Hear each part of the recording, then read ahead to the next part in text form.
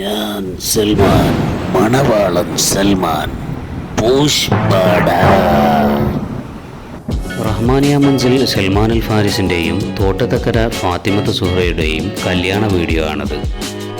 തെക്കിളയില്ലം ഉമറിൻ്റെയും റഹ്മാനിയ മഞ്ചൽ റാഹലിൻ്റെയും മകനാണ് സൽമാൻ അൽ ഫാരിസ്.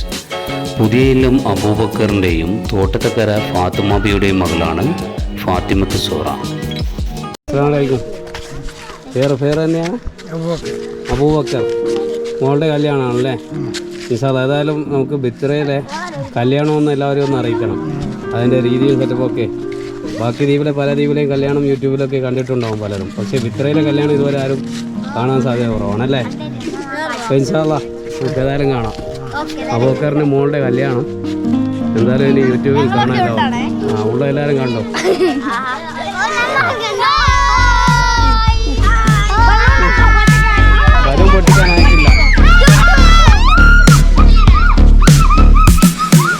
പെണ്ണിൻ്റെ വീട്ടിലാണ് എല്ലാവർക്കും ഭക്ഷണം ഒരുക്കിയിരിക്കുന്നത്. ആയതിനാൽ തന്നെ പെണ്ണിൻ്റെ വീടാണ് കൂടുതൽ അലങ്കരിച്ചിരിക്കുന്നത്.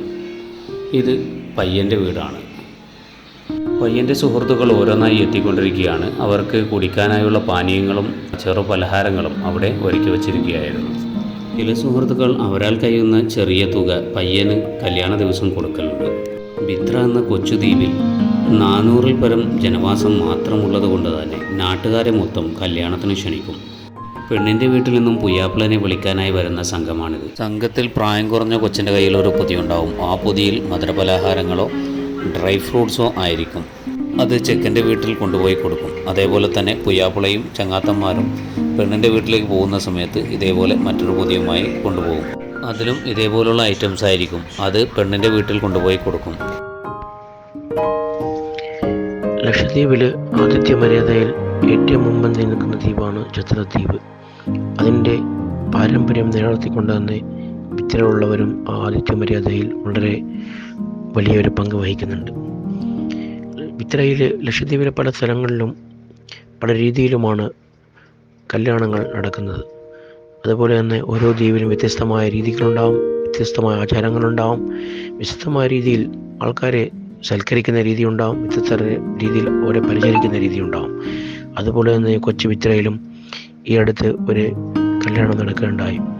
ആ കല്യാണത്തിനെ കുറിച്ച് അറിയാൻ വളരെ ആകാംക്ഷ ഉണ്ടാവും എല്ലാവർക്കും.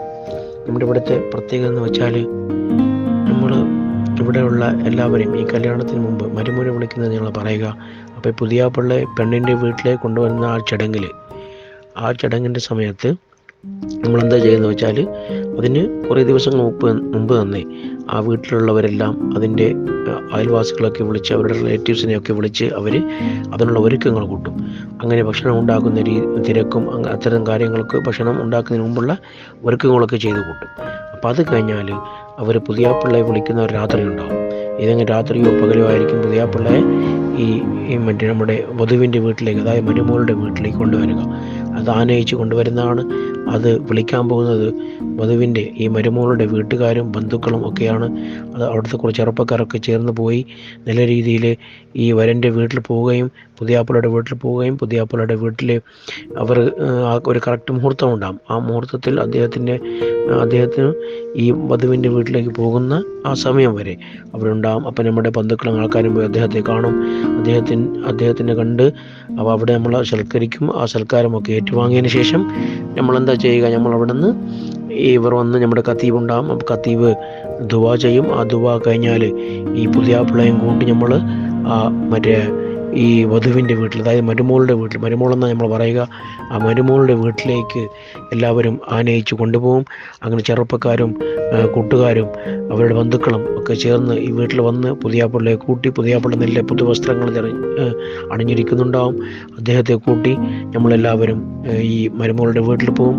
അങ്ങനെ മരുമോളുടെ വീട്ടിലേക്ക് പോകുന്ന സന്ദർഭത്തിൽ മരുമോളുടെ വീട്ടിൽ നിന്ന് അവർ പുതിയാപ്പിള്ളയെ പുറത്താക്കാൻ വേണ്ടി വരുമ്പോൾ ഒരു കയ്യിലൊരു ഇതുണ്ടാവും, അതായത് ഒരു പാത്രമുണ്ടാവും. അത് വളരെ അലങ്കാരമാക്കി വെച്ചിട്ടുണ്ടാകും. തുണി വസ്ത്രങ്ങൾ വെച്ച് നല്ല തിളങ്ങുന്ന വസ്ത്രങ്ങൾ വെച്ച് പൊരിഞ്ഞിട്ടുണ്ടാവും. അതിൻ്റെ അകത്ത് സിഗരറ്റോ ബീഡിയോ അല്ലെങ്കിൽ എന്തെങ്കിലും പാനോ അത്തരം കാര്യങ്ങൾ അതിൻ്റെ അകത്തുണ്ടാകും. തിന്നുന്ന സാധനങ്ങൾ പണ്ടത്തെ ആൾക്കാർ അതൊരു ആചാര്യം, ഒരു ആചാരം പോലും ഉണ്ടാകും. അപ്പോൾ അത്തരം വസ്തുക്കൾ ഒക്കെ അതിലിട്ടിട്ടുണ്ടാകും. അപ്പം നമ്മൾ അത് വാങ്ങിക്കും. അതിൽ ചിലപ്പോൾ ചോക്ലേറ്റ് ഉണ്ടാവും, പിന്നെ അതിൻ്റെ കൂടെ തന്നെ ഒരു അണ്ടിപ്പരക്ക് ഉണ്ടാവും, ബദാം, ഇതൊക്കെ ഉണ്ടാവും. ഈ സാധനം ഒന്ന് പറഞ്ഞു കൊടുത്തേ, ഈ സാധനത്തെ കുറിച്ച്. ഇതന്നെ സംഭവം തന്നെ എന്താണ്? മുട്ടായി, അണ്ടിപ്പരപ്പ്, മുന്തിരി സാധനങ്ങൾ മരുമോനെ തേടി അവിടെ പെണ്ണിൻ്റെ വീട്ടിൽ നിന്ന് വരും ഈ സാധനമായിട്ട് കുട്ടികൾ. ഇവിടേക്ക് ആ സാധനം തന്നെ കൊണ്ടുവരുവാ. അതിവിടെ എടുത്തിട്ട് ഇവിടുന്ന് വേറെ ഇട്ട് കൊടുക്കുന്നു. ഇവിടുന്ന് സെയിം സാധനം തന്നെ ഇട്ട് കൊടുക്കുന്ന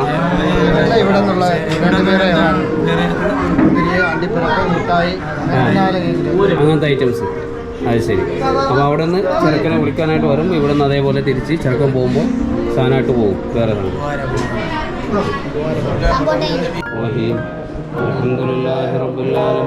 ഇതൊക്കെ ഇതിലുണ്ടാകും. അപ്പോൾ ഇതൊക്കെ അതിൽ നമ്മളെടുത്ത് പിന്നെ അതിൽ നമ്മൾ എന്ത് ചെയ്യും, ഈ സംഭവങ്ങൾ തിരിച്ച് നമ്മൾ കൊണ്ടുപോകും. അതിൽ കുറച്ച് പൈസ വെച്ച് കൊടുക്കും, പിന്നെ അങ്ങനെ തിരിച്ചു കൊണ്ടുപോകും. പിന്നെ ഈ മരുമകളുടെ വീട്ടിൽ നമ്മൾ കയറുന്ന സമയത്ത് കയറി ഭക്ഷണം ചെയ്തിരിക്കുമ്പോൾ മറ്റു ദ്വീപുകളിലൊക്കെ ഈ കാൽകൈകൾ ചടങ്ങൊക്കെ ഉണ്ടെന്ന് പറയുന്നത്. അതുപോലെ ഇവിടുത്തെ ഒരു ചടങ്ങ് കൈകൈകൾ ചടങ്ങാണ്. ഈ ചടങ്ങ് കൈ കഴിയുമ്പോൾ ആ പാത്രത്തിൻ്റെ കൂടെ ഇതുപോലെ ചോക്ലേറ്റ് മിഠായും ഒക്കെ ഉണ്ടാകും. അപ്പോൾ ആ പാത്രത്തിലേക്ക് നമ്മൾ എന്താ ചെയ്യുക, ആ പാത്രത്തിലേക്ക് നമ്മൾ വരൻ്റെ വീട്ടിലുള്ളവർ കുറച്ച് പൈസ വെച്ച് കൊടുക്കും. അപ്പോൾ ഈ പൈസ പെണ്ണിൻ്റെ വീട്ടുകാർക്ക് കൊടുക്കുന്നതാണ്. അങ്ങനെ അത് മാത്രമല്ല, ഈ മരുമോൻ ഈ പുതിയാപ്പുള്ള വധുവിൻ്റെ വീട്ടിലേക്ക് പോകുന്ന സന്ദർഭത്തിൽ നിന്ന് ചിലവ് കൊടുക്കുക എന്ന് പറയുന്ന രീതിയുണ്ട്.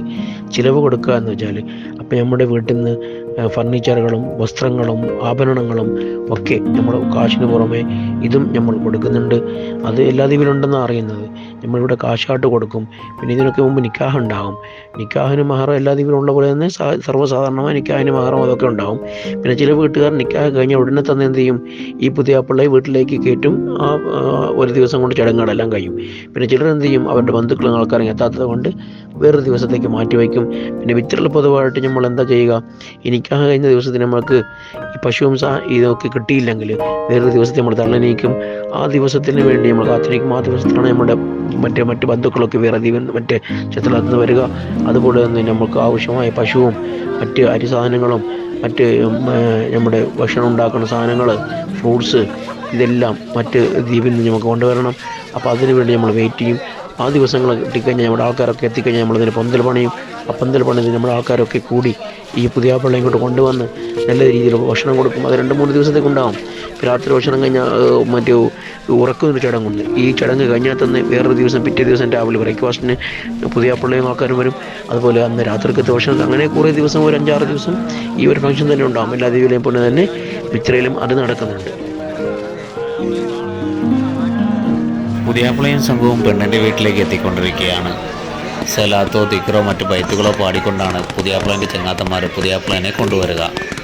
അവിടെ എത്തിക്കഴിഞ്ഞാൽ ഗേറ്റിൻ്റെ അവിടെ അലങ്കരിച്ച് വെച്ച ബലൂണുകളെല്ലാം കുത്തിപ്പൊട്ടിക്കുന്ന ഒരു പരിപാടി കുട്ടികളിൽ കണ്ടുവരാറുണ്ട്.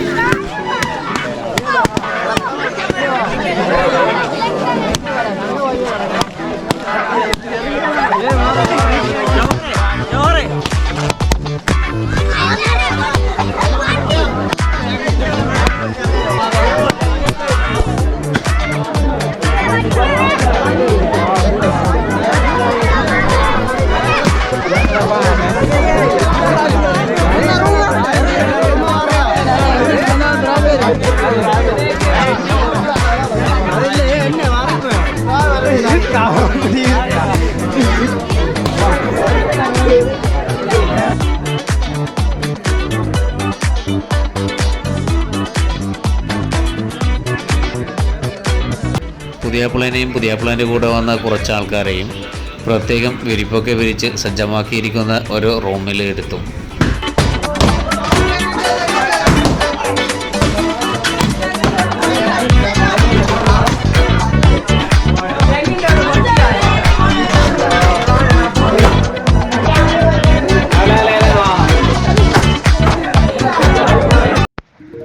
അതുപോലെ തന്നെ മിത്ര വേറെ ഇതെന്ന് വെച്ചാൽ, ഇനിയിപ്പോൾ നമ്മുടെ ഈ മരുമകളുടെ വീട്ടിലേക്ക് നമ്മൾ ചിലവ് കൊടുക്കുന്നു പറഞ്ഞില്ലേ, ഈ ചിലവ് കൊടുക്കുന്ന ഡ്രസ്സും കാര്യങ്ങളൊക്കെ ഉണ്ടാകും. അപ്പോൾ ചിലവ് കൊടുക്കുന്നതിന് മുമ്പ് മരുമോൻ്റെ വീട്ടിലേക്ക് ഈ പെട്ടി തുണി വയ്ക്കുക എന്ന് പറഞ്ഞൊരു ചടങ്ങുണ്ട്. പെട്ടി തുണി വയ്ക്കുക എന്ന് വെച്ചാൽ നമ്മുടെ ബന്ധുക്കളും ആൾക്കാരും ക്ഷണിക്കപ്പെട്ട വ്യക്തികളൊക്കെ വരും. അവർ വരുമ്പോൾ ഒരു കഷ്ണം മുണ്ടോ അല്ലെങ്കിൽ എന്തെങ്കിലും സാധനങ്ങളൊക്കെ കൊണ്ടുവരും. അപ്പോൾ അതൊക്കെ നമ്മളൊരു പെട്ടിയിലാക്കും. അത് നമ്മൾ ചിലവായിട്ട് വധുവിൻ്റെ വീട്ടിലേക്ക് കൊടുക്കുന്നുണ്ട്. ഇപ്പോൾ ഈ തന്ന സാധനങ്ങളുടെ ലിസ്റ്റ് നമ്മൾ എഴുതി വയ്ക്കും, ആൾക്കാരുടെ പേര് എഴുതി വയ്ക്കും. ഇതുപോലെ തന്നെ അവരുടെ വീട്ടിലും കല്യാണം നടക്കുമ്പോൾ നമ്മൾ ഇതുപോലെ തന്നെ നമ്മൾ ഇപ്പോൾ എഴുതി വയ്ക്കില്ല, ഓരോ ആൾക്കാരുടെ പേര് എഴുതി വയ്ക്കും. ആ പേര് എഴുതി വയ്ക്കുമ്പോൾ അവർ നമുക്ക് തന്ന സാധനങ്ങൾ അതുപോലെ തന്നെ നമ്മളും അവരുടെ മക്കളുടെ കല്യാണത്തിന് ഇതുപോലെ തന്നെ നമ്മൾ ചടങ്ങുണ്ടാവും. അപ്പോൾ നമ്മൾ അങ്ങോട്ട് കൊടുക്കും. അത് അങ്ങനെ ഒരു പാർട്ടി സമ്പ്രദായം പോലെ അങ്ങനെ കൈമാറ്റം ചെയ്തു വരുന്നുണ്ട് നമ്മൾ. അപ്പോൾ ആ ചിലവ് കൊടുക്കുന്ന സാധനങ്ങൾ നമ്മളിങ്ങനെ വിളിച്ചു കൂട്ടുന്ന ആൾക്കാർ അവർ നമ്മുടെ വീട്ടിലേക്ക് വരുമ്പോൾ തുണി കഷ്ണം ഒരു തുണി കൊണ്ടുവരാൻ പണ്ടത്തെ ആചാരമാണ്. പണ്ടൊക്കെ ഒരു തുണി കൊണ്ടുപോകുന്നതായിരുന്നു. ഇപ്പോൾ എന്ന് വെച്ചാൽ തുണി കൊണ്ടുപോകും, പൈസകൾ കൊണ്ടുപോയി കൊടുക്കും, അല്ലെങ്കിൽ സോപ്പ്, ചീപ്പ്, കണ്ണട ഇങ്ങനത്തെ സാധനങ്ങൾ കൊണ്ടുപോയി കൊടുക്കും. അങ്ങനെ പല സാധനങ്ങൾ കൊടുക്കും. അപ്പോൾ ഇതൊക്കെ നമ്മൾ എന്താ ചെയ്യുക, ഈ മരുമകളുടെ വീട്ടിലേക്ക് പോകുമ്പോൾ നമ്മൾ ഈ പെട്ടിയിലാക്കി ഷെൽഫിലാക്കി ഇതൊക്കെ വെച്ച് കൊടുക്കുന്നുണ്ട്.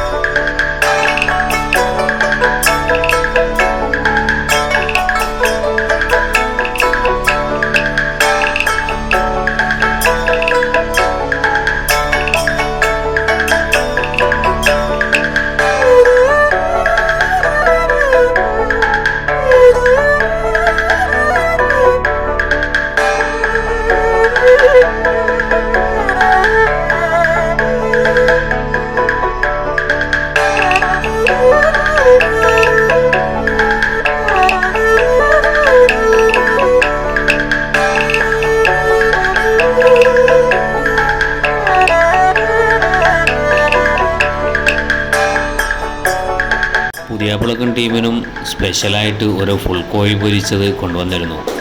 ആ പ്ലേറ്റ് താഴെ എത്തുന്നതിന് മുമ്പ് തന്നെ പ്ലേറ്റ് കാലിയായി. കയ്യൂക്കുള്ളവൻ കാര്യക്കാരനെന്ന മട്ടിൽ അവരവർക്ക് കിട്ടുന്ന ഭാഗങ്ങൾ ഓരോരുത്തരായി പറിച്ചെടുക്കുകയാണ് ചെയ്തത്. സംഭവം ഒരു രസമാണ്.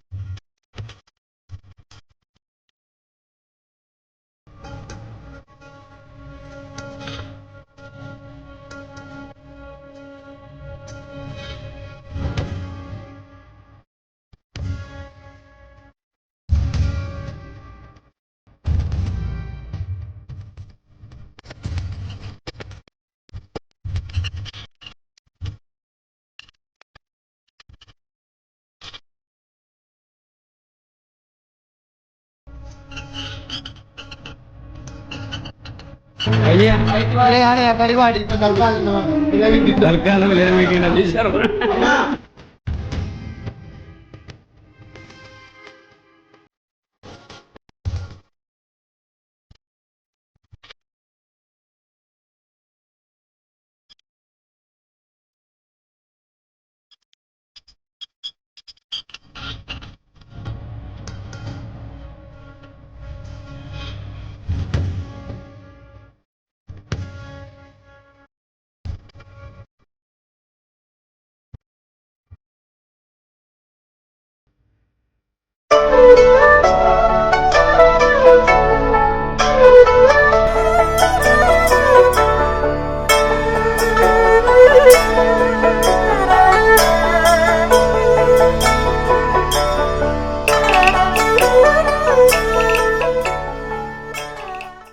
എൻ്റെ കല്യാണത്തിൻ്റെ വീഡിയോ കണ്ടതിന് നന്ദി. പുഷ്പട.